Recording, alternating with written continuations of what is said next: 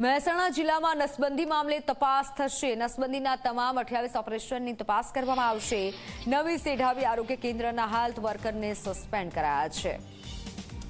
Health કર્મીઓએ સરકારની છાપ બગાડી છે। આરોગ્ય અધિકારીએ નિવેદન આપ્યું, અમે કોઈ નસબંધીના ટાર્ગેટ નથી આપ્યા તેવું આ મોટું નિવેદન આરોગ્ય અધિકારીએ આપ્યું છે। છતાં પણ આ રીતે નસબંધી કરી દેવાઈ છે।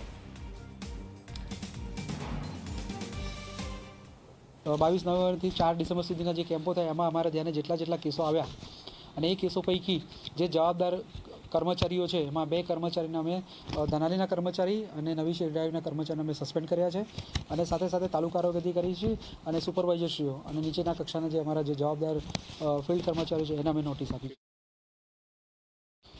તપાસ જે સરકારીમાં અમે એને કારણદર્શક નોટિસ આપી છે। કારણદર્શક નોટિસનો જવાબ અમને 3 થી 5 દિવસમાં અમને આપશે।